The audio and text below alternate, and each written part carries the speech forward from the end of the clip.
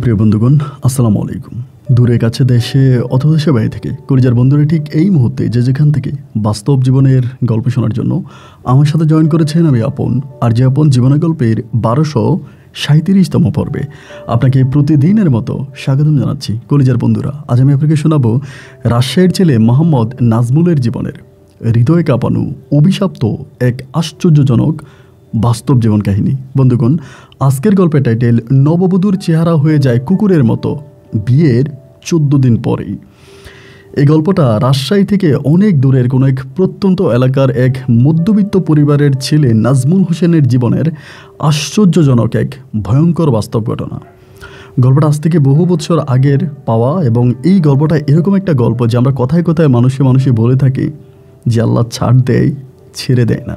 এই গল্পটাই মনে হয় তার জ্বলন্ত প্রমাণ। তাই সবাইকে অনুরোধ করব শুরু থেকে শেষ পর্যন্ত রাজশাহীর ভাই নাজমুলের জীবনের বাস্তব গল্পটা আপনারা প্রত্যেকে আমার মুখে শুনবেন এবং গল্প শেষে নাজমুলকে আপনার মতো করে একটা মন্তব্য কমেন্ট বক্সে লিখবেন। ধন্যবাদ সবাইকে। সুপ্রিয় বন্ধুগণ, আসসালামু আলাইকুম।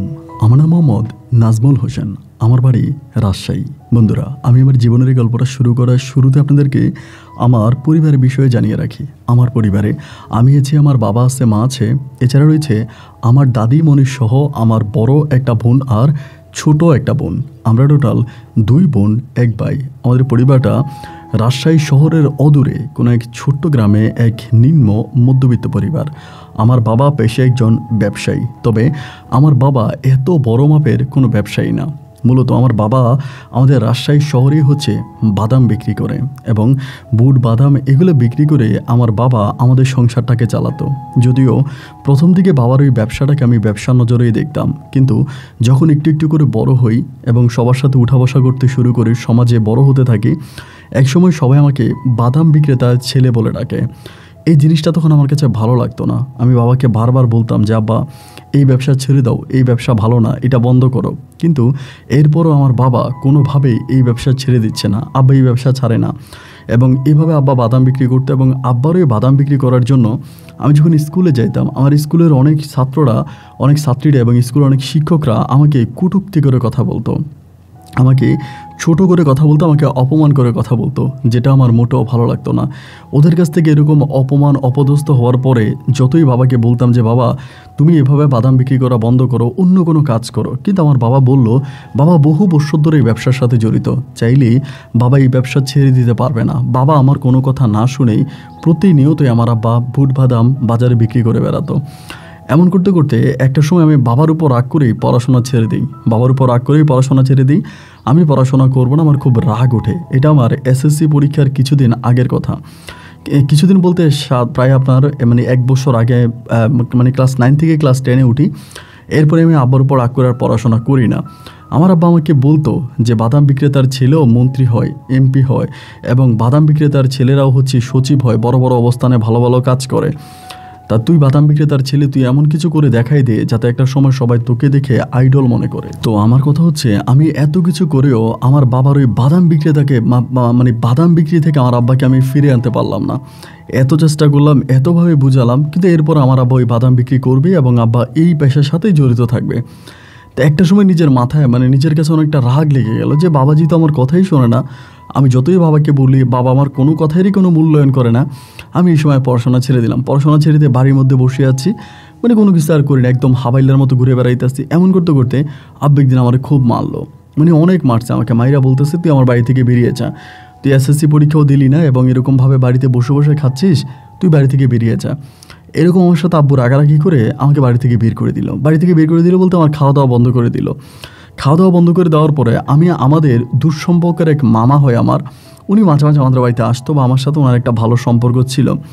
তো উনি একদিন আমাদের বাড়িতে আসার পর আমার মা বলে যে আমার এই ছেলেটার জীবনটা তো পুরোই নষ্ট হয়ে গেল, ওর বাবা ওরে বাড়ি থেকেও বের করে দিচ্ছে, ওরে খাবার দাবার দিচ্ছে না, পড়াশোনা করে না, তা তুই তো ঢাকা শহরে থাকিস, দেখ না ঢাকাতে ওরে কোনো কিছু একটা করে দেওয়া যায় কিনা। আমার ওই মামারে বলার পরে মামা তখন আমার মারে বললো যে আচ্ছা ঠিক আছে। মামা কিন্তু সিনেমা হলে টিকিট বিক্রি করতো, ঢাকাতে কোনো একটা সিনেমা হলে চাকরি করতো। পরে আমার মা বলে, এটা বলার পরে আমার মামা তখন বলে যে আচ্ছা ঠিক আছে, সমস্যা না, আমি ওর সাথে করে নিয়ে যাব। ওই সময় মামা তখন আমাকে সাথে করে রাজশাহী থেকে আমাকে ঢাকাতে নিয়ে আসে। তো ঢাকাতে মামা নিয়ে আসে মূলত আমাকে একটা কাজ দেওয়ার উদ্দেশ্যে, যে আমাকে একটা কাজ দিবে আমি একটা কাজ করব এই উদ্দেশ্যে মামা নিয়ে আসে। কিন্তু থাকার পরে ঢাকাতে আসার পরে আমি মামার ঘরে বসে আছি। মামার যে বাসা থাকতো ওই বাসায় থাকতেছি, ওইখানে খাইতেছি, কিন্তু কোনোভাবে কোনো কাজের ভালো কোনো সন্ধান উনি করতে পারতেছে না। মামা ভালো কোনো কাজের সন্ধান করতে পারে না। এদিকে ওইদিকে অনেক দিকে আমার জন্য কাজ খুঁজতেছে, বাট ওরকমভাবে কোনো কাজ পায় না। না পাওয়ার পরে একদিন আমি মামারে বললাম, মামা আপনি তো টিকিট বিক্রি করেন, তা ব্ল্যাকে তো অনেক টিকিট বিক্রি হয়, আমি সিনেমা হলে কোনো একটা কাজ করি। তুই মামা আমারে বললো, দেখ সিনেমা হলের জায়গাটা তো ভালো না, আমি তো সিনেমা হলে তোর যে কোনো জায়গায় চাকরি দিতে পারি, কারণ সিনেমা হলের চাকরি দেওয়ার মতো ভ্যাকেন্সির সিটের অভাব নাই, যে কোনো জায়গায় আমি তোর বসাইতে পারি। কিন্তু এখন বিষয়টা হলো এইটা যে সিনেমা হলের পরিস্থিতি ভালো না, ওখানে ভালো মানুষরা কাজ করে না। মামা এরকম করে আমারে বলে। আমি তখন বললাম, মামা আমি কাজ করব, যদি ভালো কোনো কাজ পাই তাহলে আমি এই চাকরিটা ছেড়ে দিব। এই কথা মামারে বলছি। বলার পরে মামা তখন আমারে বললো যে আচ্ছা ঠিক আছে, তুই যদি এরকম করেই বলতেছিস, ওকে ফাইন, ঠিক আছে, আমি তোরে কাজ দিব। পরে মামা কী করলো, আমাকে সিনেমা হলে টিকিট বিক্রি করার একটা চাকরি দিল। টিকিট বিক্রি করা, আমি তো মোটামুটি পড়াশোনা জানতাম। তখন আমি কী করতাম, সিনেমা হলে টিকিট বিক্রি করতাম। সিনেমা হলে যাওয়ার পরে টিকিট বিক্রি করতাম, অনেক মানুষ আসতো আমাদের কাছে, টিকিট বিক্রি করতাম। কোনো সময় ব্ল্যাকে এমনি সেমনি টিকিট বিক্রি করতাম। এক কথায় সিনেমা হলে আমি তখন থাকি। তো আমি এবার সিনেমা দেখতে খুব পছন্দ করতাম। এটা কিন্তু আরেকটা ভালো দিক ছিল, সিনেমা দেখতে আমার ভালো লাগতো। এখন সিনেমার পর্দার মধ্যে অনেক ওই সময়টাতে আমার ওই সময়টাতে বাংলাদেশে অশ্লীল সিনেমার একটা জগৎ ছিল। এখন অবশ্যই এটা নাই, এবং ওই সময়টাতে আমি তাদের নায়ক নায়িকাদের নাম বলতে চাই না, ইনারা অনেক অশ্লীল সিনেমা করতো।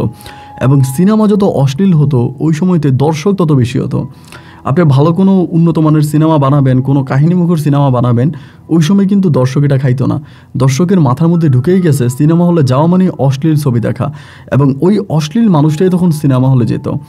তারা সিনেমা হলে যেত সিনেমা দেখতে, এবং কে কতটা অশ্লীল সিনেমা বানাতে পারতো ওই সময় ছিল সিনেমার এই প্রতিযোগিতা। এখন তো কে কত ভালো সিনেমা বানাতে পারবে এটা চিন্তা করে, বাট ওই সময়টাতে চিন্তা ছিল যে কে কত খারাপ সিনেমা তৈরি করতে পারবে, এবং যার সিনেমা যত অশ্লীল সেই সিনেমায় ইনকাম তত বেশি। তো এরকম অশ্লীল সিনেমার পর্দায় দেখতে দেখতে আমার নিজের মাঝে না একটা খারাপ লাগা কাজ করতে শুরু করে, যেটা আমি তো ইয়াং বয়সী ছেলে ছিলাম, নিজের মাঝে যৌবন থাকতো। ওই সময়টাতে আমি খারাপ মেয়েদের সাথে জড়িয়ে পড়ি। আমার ওই সিনেমা হলের কাছেই আপনার রেল স্টেশন ছিল।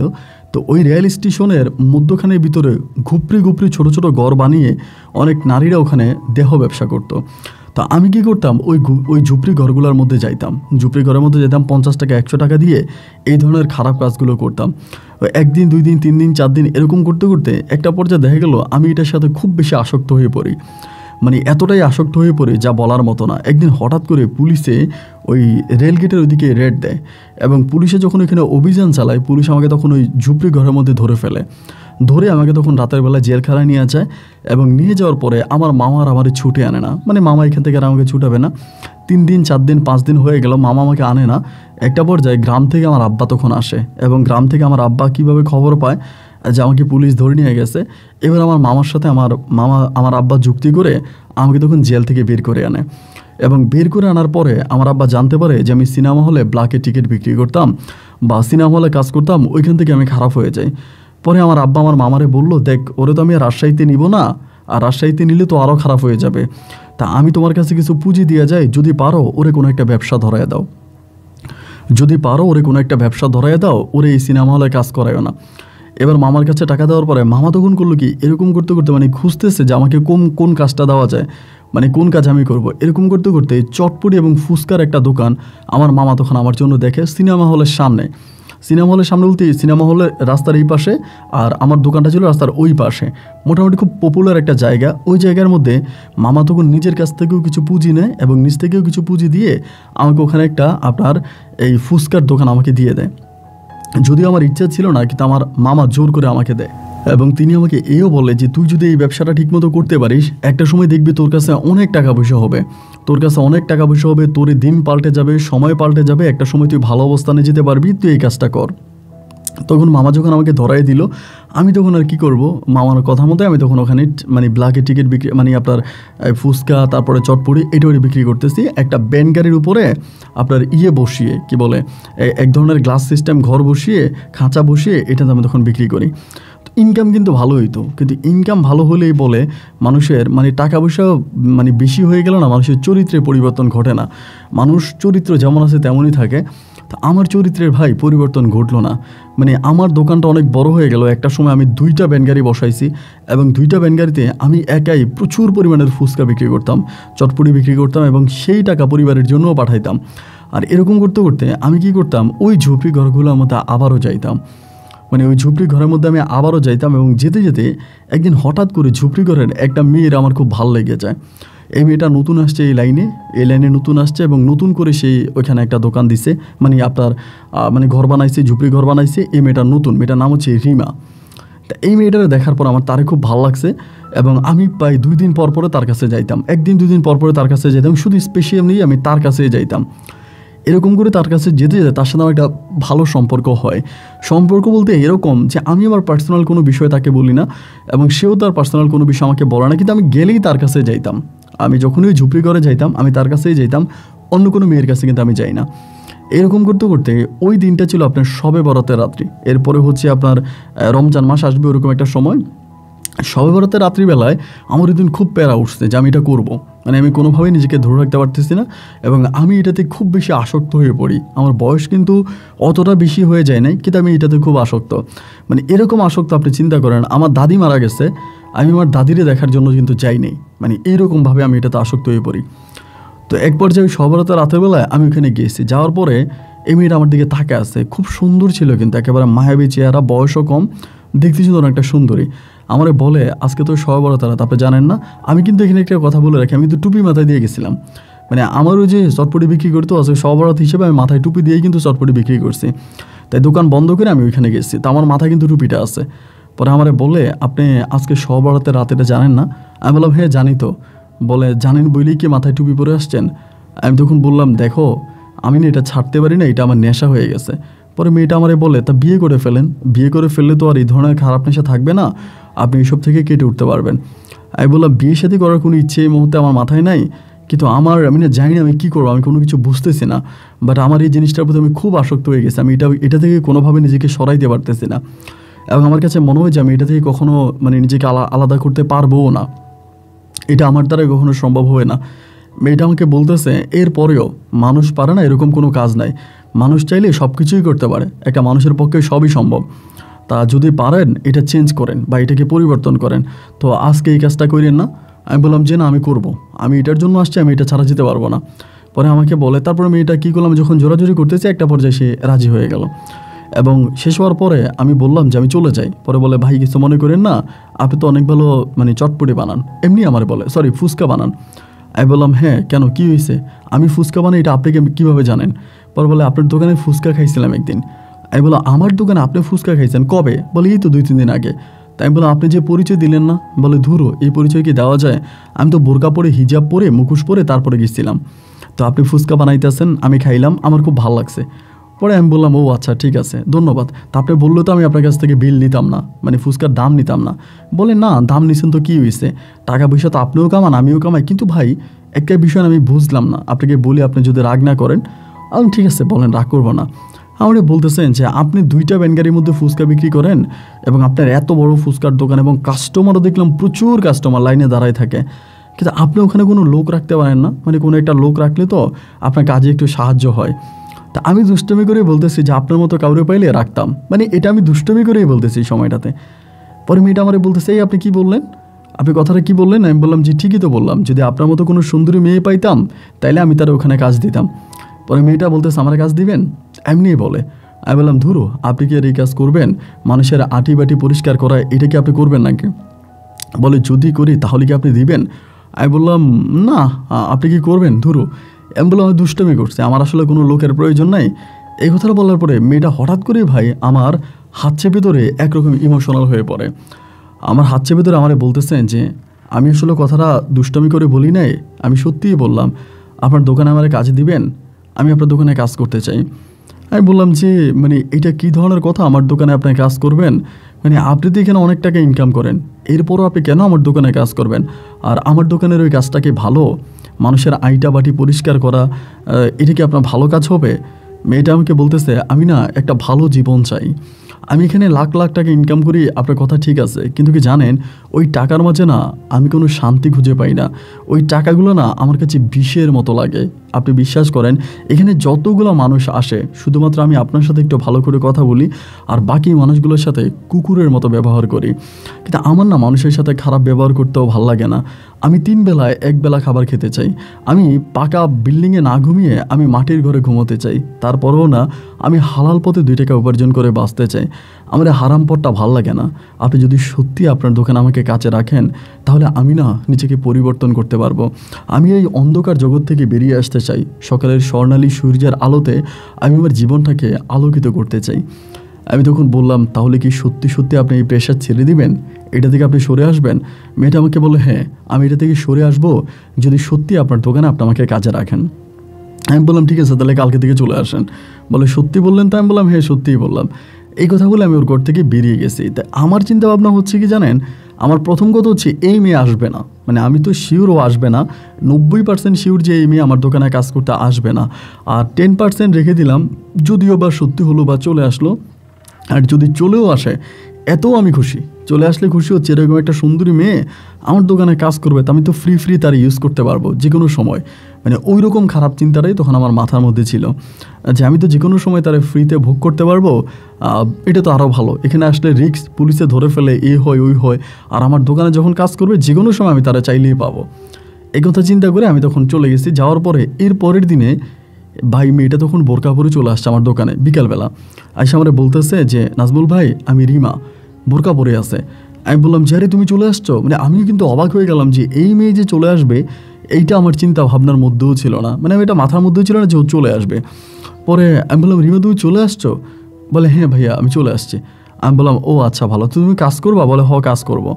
আমি বললাম আচ্ছা ঠিক আছে কাজ করো। এই কথা বলার পরে আমি আমার দোকানের পিছনে তারে আমি কাজে রাখছি। মানে আমার দোকানের পিছনে যে মানে খাওয়ার পরেও প্লেটগুলো পরিষ্কার করে দেয়, আমি ফুচকা চটপটি বাইরে দিয়ে আমি খাওয়াইতেছি। এক কথায় ও আমার দোকানে হেল্প করে। রাত 1টা পর্যন্ত মেয়েটা খুব ভালোভাবে আমাদের দোকানে কাজ করছে। রাতের 1টা পর্যন্ত ভালোভাবে কাজ করছে এবং খুব ভালোভাবে কাজ করছে। করার পরে রাত 1টার দিকে দেখা গেল কি আমরা কাজ টাজ বন্ধ করছি। বন্ধ করে আমি বললাম যে কাজ তো শেষ, দোকানও বন্ধ, তো এখন তুমি কই যাবা? মেয়েটা আমারে বলে আমার যাওয়ার জায়গা তো একটাই, সেটা হচ্ছে ওই ঝুপড়ি ঘর, এছাড়া তো আমার আর কোথাও যাওয়ার জায়গা নাই। আমি বললাম এই ঝুপড়ি ঘরের মধ্যে থাকবা? ওইখানে গেলে তো তোমার আবার আগের পেশাতেই যেতে হবে। ও বলে আচ্ছা আপনার কাছে কি থাকার কোনো জায়গা আছে?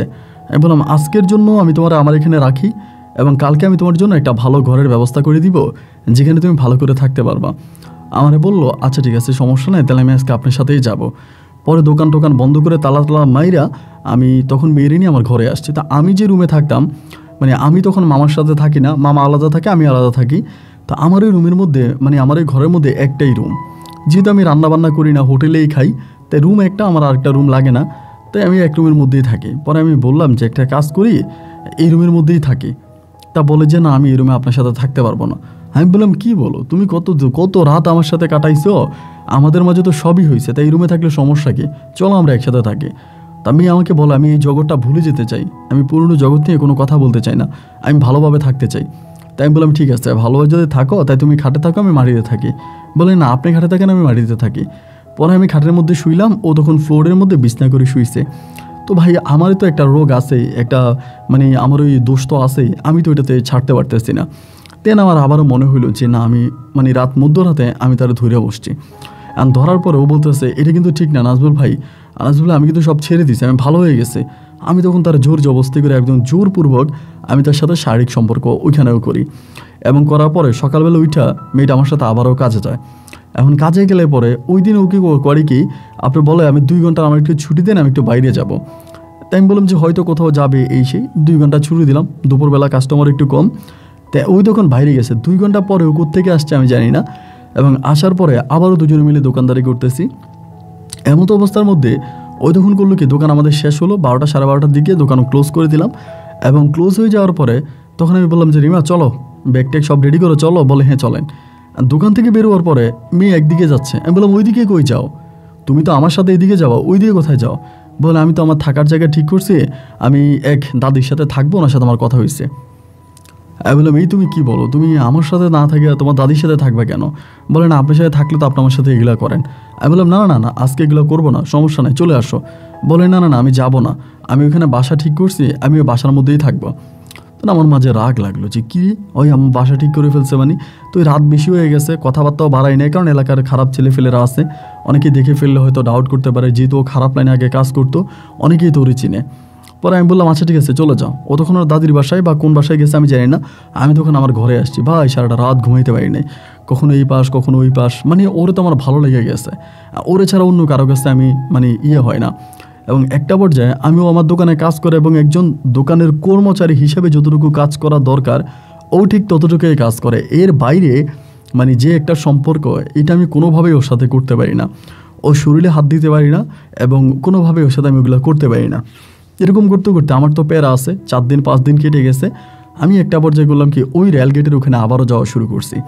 তো যেদিন গেলাম ওই দিন যাওয়ার পরে আমার কাছে ভালো লাগে নাই, কারণ ওর মতো কিন্তু একটা মেয়েও নেই, ওই যেরকম একদম এক পিস এরকম কোনো মেয়ে নেই, কোনোটা মোটা কোনোটা কালো কোনোটা খাটো এই সেই, মানে ভালো লাগে না। ওর যেরকম সর্বদিক থেকে ফিট আছে এরকম সর্বদিক থেকে ফিট কোনো মেয়ে কিন্তু আমি ওইখানে পাই না। তো এরকম করতে করতে আমি ওরে বলি যে রিমা আমি কিন্তু এখানে আবারও যাচ্ছি। ও বলে যান, আপনার জীবন আপনি নষ্ট করেন, তা থেকে এইখানে আমি কাজ করি, ওই দোকান আমার দোকানে কাজ করে। এমন একটা সময় রাগ উঠছে, ধুর চাই যা, তোরে আমি আমার দোকানে কাজেই রাখবো না, যেহেতু তুই আমার এটা দেশ না তোরা কাজে রাখবো না। আমি একদিন কী করলাম, দোকান থেকে করে বের করে দিলাম। মানে এটা প্রায় 2 মাস পরে, আমার দোকানে 2 মাস কাজ করার পরে আমি ওর একদিন দোকান থেকে বের করে দিলাম যে আমার তো লোকের দরকার নেই রিমা, তুমি চলে যাও। মানে একটু রাগ হয়ে তারা বললাম, যেহেতু সে আমাকে এটা দেয় না, ঠিক আছে যদি আপনার দোকানে কাজে না রাখেন তাহলে আর আমি কি করব, আচ্ছা ঠিক আছে আমি চলে যাব। এই বলার পরে ও তখন চলে গেছে, মানে দোকান থেকে বেরিয়ে গেছে।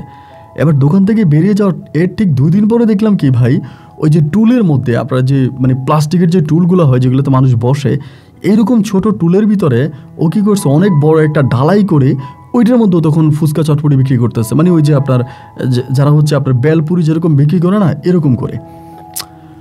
আমি তো তখন অবাক হয়ে গেলাম, ওর ওখানে ভালো কাস্টমার যাচ্ছে, ও আবার কিন্তু ভালো বানাইতে পারে, মানে ফুচকা চটপটি ভালো বানাইতে পারে, ওর আবার কিন্তু এগুলোতে বানানোর দক্ষতা আছে, ভালো কাস্টমার দেখে ওই দিকে যাচ্ছে। এবার 15-20 দিন পরে আমি দেখলাম যে ও আমার মতোই বিজনেস শুরু করে দিছে। ভ্যানগাড়ি একটা কোত্থেকে আনছে, আইনা ওই ভ্যানগাড়ি বসায়া উনি যে নিজেই ব্যবসা করতেছে এবং আমার থেকেও বেশি কাস্টমার ওর কাছে যাচ্ছে। ও তখন আর আমার ধার ধারে না, আমার কথা শোনে না, বা ও ওর মতো করেই ও বিজনেস করতেছে। একটা পর্যায়ে আমার কাছে মনে হলো যে আর ও তো নিজেই শুরু করে দিছে, এখন তো আর ও আমার কাছে আসবে না, আমার কোনো কথাও আর শুনবে না, এখন নিজেই ব্যবসা করতেছে। একটা পর্যায়ে আমি কী করলাম, এর কয়েকদিন পরে 15-20 দিন বা মাসখানিক পরে ও যে দাদির কাছে থাকতো, ওই দাদির কাছে মাঝে মাঝে যাইতাম। ওই দাদি আবার ভিক্ষা করতো, মানে ওই দাদি পেশায় ছিল ভিক্ষক, ওই ভিক্ষা করতো। ওই দাদির সাথে ও রাতের বেলা একেবারে ভাঙা একটা ঘর, ময়লা, পাশেই হচ্ছে আপনার ডাস্টবিন, এবং ডাস্টবিনের গন্ধে ওখানে বসা যায় না, এইরকম একটা গন্ধ মানে যুক্ত একটা জায়গার মধ্যে ওই তখন করছে ওর, মানে এখানের মধ্যে ও তখন আছে, মানে দাদির সাথে ঘুমাইতো।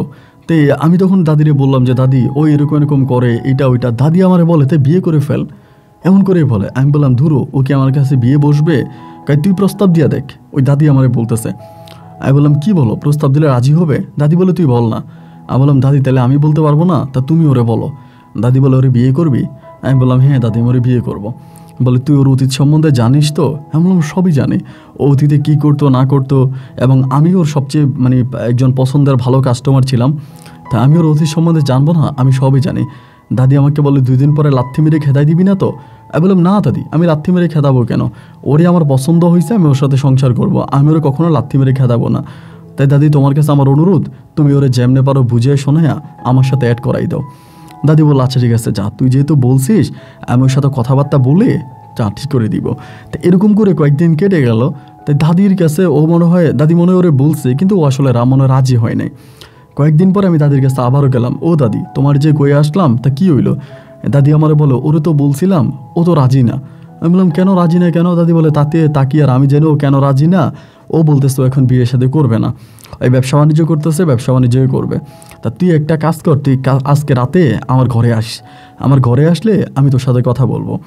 আমি বললাম আচ্ছা দাদি কয়টা আসবো? বলো ও দোকান বন্ধ করে যখন আসে তুই এর পরে আসবি, তা ওই খাওয়া দাওয়া করবো, ওই সময় আমি তোর সাথে কথা বলবো। তা আমি তোরা ফলো করতেছি ও দোকান কখন বন্ধ করে। একটা পর্যায়ে দোকান বন্ধ করে ও দাদির ঘরের দিকে গেল, আমিও তখন পিছনে পিছনে ঘরে গেছি। ঘরে যেয়ে দরজা নক করছি, তাই দাদি তখন দরজা খুলছে, বলে ঘরে আয়। আমি ঘরে গেছি, রিমা তো আমার দিকে রাগ করছে যে নাজমুল ভাই এখানে কেন আসছে, কী কারণে আসছে। দাদি বলে তো রাগারাগি করিস না তো বয়, আমি আসতে বলছি। পরে আমি বসে আছি, বসে থাকার পরে দাদি তখন রিমারে বলতেছে, কি রে, আমি যে তোরে কইলাম নাজমুল তোরে বিয়ের প্রস্তাব দিছে, তা তুই রাজি হস না কেন?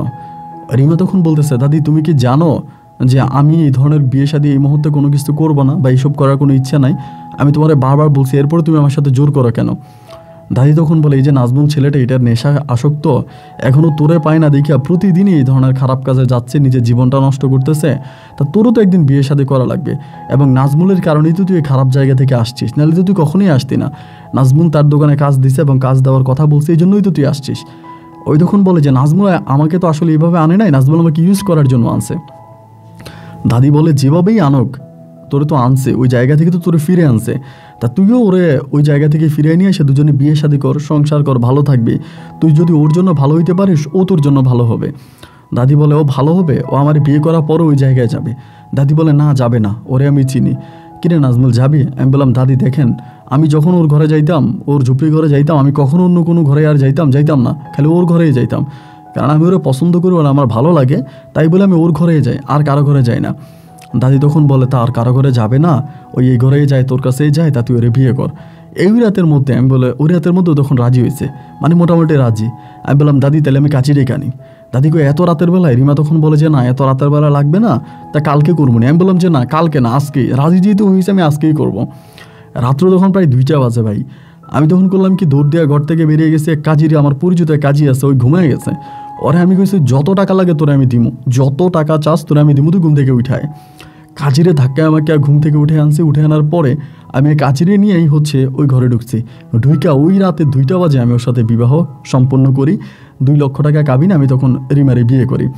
বিয়ে হবার পরে এবার রিমা, আমি আর দাদি একই ঘরে একইভাবে থাকতে শুরু করি। এরকম করতে করতে দেখা গেল রিমা তার দোকানটা বন্ধ করে দিল, বন্ধ করে রিমা আবার আমার দোকানে চলে আসছে।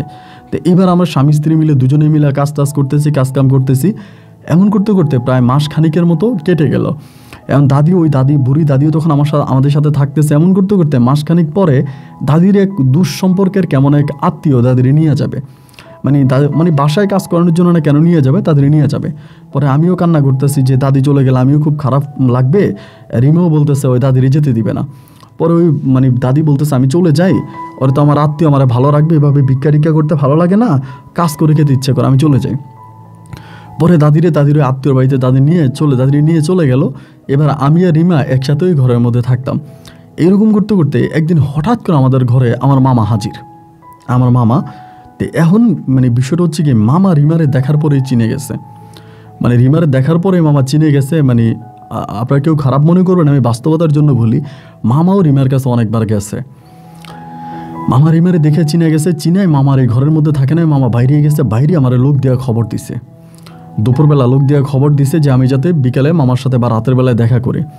তো রাতের বেলায় মামার সাথে আমি দেখা করতে গেছি। দেখা করতে যাওয়ার পরে মামা তখন আমার করলো কি, যে বললো, কি রে এই মেয়েকে, আমার এটা বলছে। তবে মামার কাছে সত্যটা বলি নাই, কারণ আমি চিন্তা করছি মামার কাছে বললে মামা খারাপ মনে করে। আমি বললাম যে মামা এমন ঘটনা, গার্মেন্টসে চাকরি করতো, আমি ওরা পছন্দ করে বিয়ে করছি। মামা কয়, ও তো গার্মেন্টসে চাকরি করতো না, ও তো ওই ঝুপড়ি করে খারাপ কাজ করতো।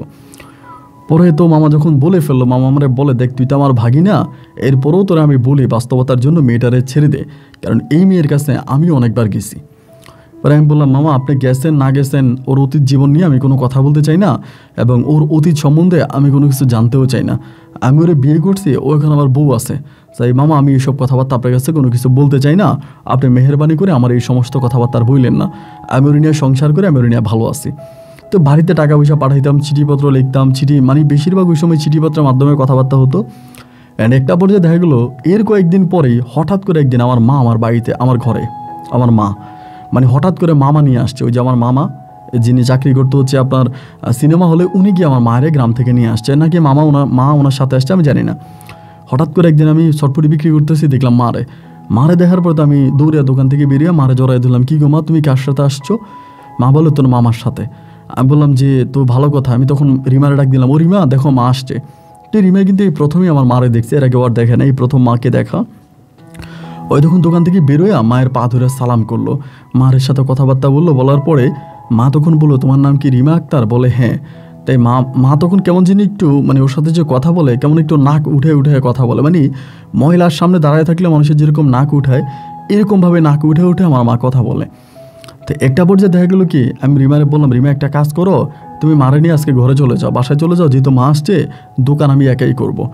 ও আমারে বলে তুমি পারবা? আমি বললাম হ্যাঁ আমি পারবো, তুমি যাও। তো মা বলে না সমস্যা না, আমি তোকে দোকানেই বসি। আমি বললাম না মা, তুমি জার্নি করে আসছো, তা তুমি বাড়ি যাও, ঘরে যাও, আমাদের বাসা আছে, বাসায় যাও। এবং রিমা তখন করলো কি, মারে নিয়ে বাসায় গেছে। তো রিমা আর আসে নাই, আমি তখন দোকানদারি সব কিছু করলাম, করার পরে তাই মা করলো কি, এরপরের দিন আমি দোকানে যাব, রাতের বেলায় রিমারে বললাম কী অবস্থা মায়ের, বলে হ্যাঁ মায়ের ভালো, মা তো ভালো আছে, এটা ওইটা। এরপরের দিন মা কী করলো, আমার জোর করে সিনেমা হলের দিকে নিয়ে গেল, ওই মামার ওই সিনেমা হলের কাউন্টারে নিয়ে যাওয়ার পরে এই মা কাউন্টারে নিয়ে গিয়ে মা কী করলো, চিৎকার করে কান্না করতে শুরু করছে। মানে কান্না করতে শুরু করছে, মা কান্না করতেছে, মামা তখন মারে বুঝাইতে আছে যে আরে আপনি কান্না করেন না আপা, আপনি কান্না করেন, এটা খারাপ দেখা যায়, সিনেমা হলের মধ্যে লোকেরা খারাপ বলবে, কান্না করেন না। মা বলে আমি কেমন ছেলে পেটে ধরলাম, ও ভাই আমি কেমন ছেলে পেটে ধরলাম, এই ছেলে আল্লাহ কেন আমার পেটে দিল, আল্লাহ এমন সন্তান পেটে দেওয়ার আগে আমার মরণ কেন দিল না, আমি মরণ কেন দিলাম না। আমি বুঝতে পারলাম না যে মা এগুলো কেন বলতেছে। তাই আমি বললাম যে মা ঠিক আছে, মা কী হয়েছে আমার কাছে বলো। মামা বলো আচ্ছা ঠিক আছে, আমি একটু বাইরে যাচ্ছি, আপনার নাজমুলের সাথে ভালো করে কথা বলেন। মা তখন আমাকে ডিরেক্টলি বলতেছে এই মেয়েকে তুই ছেড়ে দিবি, এই মেয়েকে তুই ছেড়ে দিবি। আমি বললাম মা তুমি হঠাৎ করে এটা কী ধরনের কথা বলতেছো যে আমি এই মেয়েকে ছেড়ে দিব, আমি ওরে বিয়ে করছি, আমার বিবাহিতা স্ত্রী, তো আমি তো চাইলে ওকে ছাড়তে পারি না, ওরে আমি কলমা কামিন করে বিয়ে করছি, তা তুমি ওকে ছেড়ে দিতে বলতেছো কেন, ওর অপরাধ কী, ওর অন্যায় কী, কেন আমি ওকে ছেড়ে দিব। আমার মা বলে যে মেয়ের সাথে তোর মামা রাত কাটাইছে, এই মেয়ে তোরে নিয়ে কেমনে সংসার করে, তখনই তো এটা হারাম। আমি তখন বুঝে গেলাম যে আমার মামা আর কোনো কিছু আমার মাকে বলার বাকি রাখে নাই, সব বলে দিছে। পরে আমি বললাম মা তোমার এগুলো কে বলছে মামা। মা বলে না এটা কি মিথ্যা, তুই আমার চোখের দিকে তাকায় বল। আমি বললাম হয় এটা মিথ্যা কথা, তুমি মামার কথা বিশ্বাস করো না তো, আমি ঢাকা শহরের মেয়ে বিয়ে করছি, এতে মামার মনে অনেক কষ্ট, আমি কেন গ্রামের মেয়ে বিয়ে করলাম না, আমি ঢাকার মেয়ে বিয়ে করছি, এটা মামার পছন্দ না, এই জন্য মামা উল্টাপাল্টা কথা বলতেছে। মা তোমার কাছে অনুরোধ করে বলতেছি তুমি প্লিজ মা এটাতে কোনো কিছু মনে করো না, এটা পুরোটাই একটা ফালতু কথা। আমার মা বলতেছে মোটেও ফালতু কথা না, এটা এক বিন্দুও ফালতু কথা না, তোর মামা যেটা বলছে এটা পুরোপুরি ঠিক আছে, তুই একটা বেশ্যারি নিয়ে সংসার করবি, একটা খারাপ মেয়ের নিয়ে সংসার করবি, আমার জীবন থাকতে আমি এটা কখনোই হতে দিব না, তুই বাড়ি চল। আমি বললাম মা তুমি এটা কী বলতেছ, আমি বাড়ি যাবো মানে। মা বলে তুই বাড়ি চল, এই দোকানপাট সব বন্ধ কর, এই দোকানপাট সব বন্ধ কর, তুই বাড়ি চল, মানে বাড়ি আমাকে নিয়ে যাবে। আমি বললাম মা দেখো আমি বাড়ি যাব না, আমি বাড়ি যাব না, তুমি আমার সাথে যতই জোরাজোরি করো আমি বাড়ি যাব না। না মা আমাকে বাড়ি নেওয়া ছাড়া যাবেই না, মানে মা আমাকে যেভাবে হোক রিমার সাথে আলাদা করে ফেলবে। মার সাথে রাগ করে আমি তখন দোকান থেকে বেরিয়ে গেছি, মানে সিনেমা হল থেকে বেরিয়ে গেছি, বেরিয়ে আমি তখন আবারও দোকানে কাজ করতেছি। রিমা আমারে বারবার বলতেছে কী হয়েছে আম্মা, কী বলছে আম্মা, তোমারই কী বলছে আমারে বলো, কোনো সমস্যা হয়েছে। আমি বললাম না কোনো সমস্যা হয় নাই, ঠিক আছে দোকানদারি করি। দুজনে দোকানদারি করতেছি। রাতের বেলায় আমি মারে আনার জন্য ওই সিনেমা হলের দিকে গেলাম, গিয়ে মামারে জিজ্ঞেস করলাম যে মামা মা কোথায়। বলে তোর মা তো আমার রুমে গেছে। তাই আমি বললাম আপনার রুমে গেল কেন, আবার রুমে না গিয়া। বলে তা তো জানি না, যা তুই ঘরে যা। তো মামারও আমি আর কোনো কিছু বলি না, কারণ মামারে রাগাইলে তো আমি এখানে দোকানদারিও করতে পারবো না, কারণ মামার আবার অনেক ক্ষমতা, অনেক পাওয়ার। উনি যদি কোনো নেতা খেতারে বলে দেয়, যেহেতু সিনেমা হলে কাজ করে বুঝতেই পারেন, তাই আমার এখান থেকে উঠাই দিবে। এই জন্য আমার রাগটা আমি মামার উপরেও দেখাই দিতে পারি না। আস্তে আস্তে করে মামার ওই রুমের দিয়ে গেলাম, যাই দেখি যে মা বসে আছে। বললাম মা চলো রুমে চলো। মা বলে কোন রুমে? আমি বললাম কোন রুমে মানে আমার রুমে, যেখানে আমি আমার বউ নিয়ে আসছি। মা বলে যেখানে তুই মাকে নিয়ে আসছিস ওইখানে, এরকমভাবে একদম খারাপ বাসায়। আমি বললাম মা এটা তুমি কী বলতেছো, তুমি আমার মা হয়ে এটা কেমন কথা বলতেছো, এটা কি তুমি কী ধরনের কথা বলো, তুমি আমার মা, এরকম কথা বলা চলে? মা বলে না আমি কোনো খারাপ মেয়ের সাথে আমার ছেলেরা রাখতে পারবো না, আর এই ঘরে আমি যেতেও পারবো না। আমি বললাম মা তুমি চলো, আমার কথা শোনো। না উনি আমার কথা মানবেই না, আমার কথা মানবেই না, উনি আমাকে নিয়েই যাবে, মানে আমার কথা শুনবেই না, উনি যাবে না, আমার ঘরে যাবে না। পরে অনেক পর্যন্ত পরে মানে দেখলাম মামা চলে আসছে। মামা আসার পরে মামা বলে ভাগিনা আমার যেহেতু 2টা রুম আছে, তোর মা এক রুমে থাকবে, তুই চলে যা, কারণ এটা খারাপ দেখাচ্ছে, মানুষ হয়তো জড়ো হয়ে যাবে, এটা গ্রাম না এটা শহর। পরে আর রাত বেশি হয়ে যাওয়ার কারণে আমি পরে আবার দোকানে গেছে আসছি, এসা রিমারে বলতেছি চলো বাসায় চলো। রিমা বলে মা কই, মা যাবে না? আমি বললাম না মা শরীরটা ভালো না, মা এখন হাইটে আসতে পারবে না, মা ওই বাসায় থাকবে। বলে এটা কোনো কথা হইলো, তোমার মামার সাথে থাকবে তোমার আম্মা, আমি নিয়ে আসো। আমি বললাম না চলো তুমি চলো। পরে দোকান বন্ধ করে ঘরের দিয়ে গেছি, যাই শুইছি। শোয়ার পরে রিমা আমার বারবার বলতেছে কী হয়েছে নাজমুল, আমার কাছে বলো কী হয়েছে। আমি বললাম রিমা দেখো কিছু হয় নাই। ও আমাকে বলে অনেক কিছু হয়েছে, তুমি কি মনে করো তোমার মা আমার নিয়ে ঘরে আসার পর আমার সাথে কোনো কথা বলে নাই?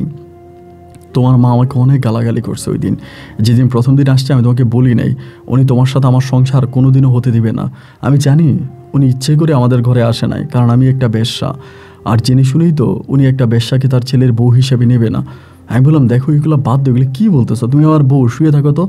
আমাকে বলে নাজবুল আমি তোমাকে একটা কথা বলি এবং মন থেকেই কথাটা বলি, আমি কোনো রাগ অভিমান ক্ষোভ মনের মধ্যে রেখে কথাটা বলতেছি না, একেবারে শখ জ্ঞানে আমি তোমাকে কথাটা বলতেছি।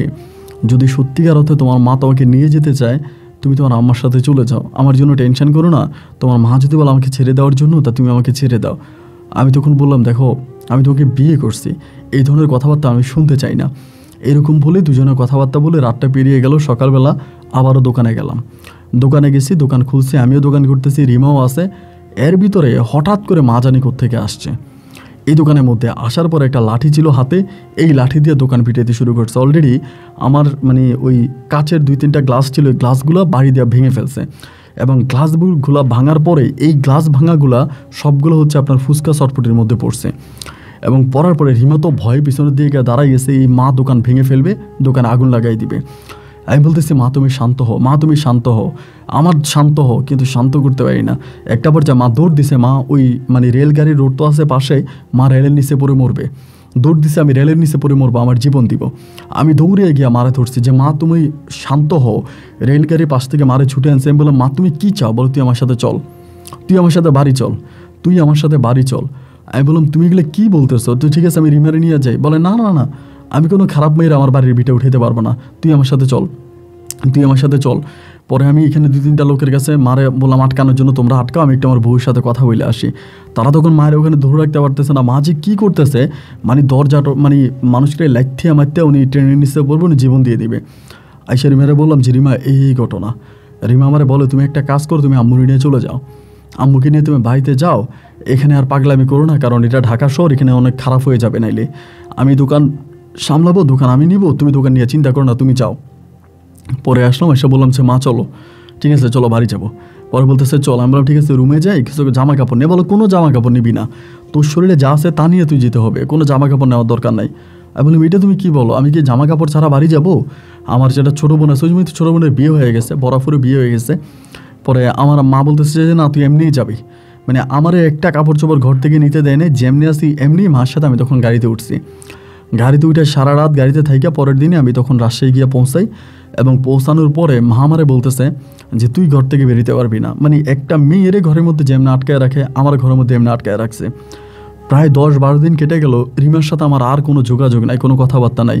রিমা কেমনে একা একা দোকান সামলাইতে আছে, কোন অবস্থার মধ্যে আছে, কেমন আছে, এর কোনো কিছুই আমি আর বলতে পারতেছি না, আমি কিছুই জানি না। এক পর্যায়ে আম্মু তখন করলো কি আমারে বলে আমারে বিয়ে করাবে গ্রামে। আমি বললাম মা আমি তো রিমারে বিয়ে করছি, রিমা আমার বউ, তা আমি কেমনে গ্রামে বিয়ে করব? মা বলে না তুই গ্রামে বিয়ে করবি, আমি তোর জন্য মেয়ে দেখব।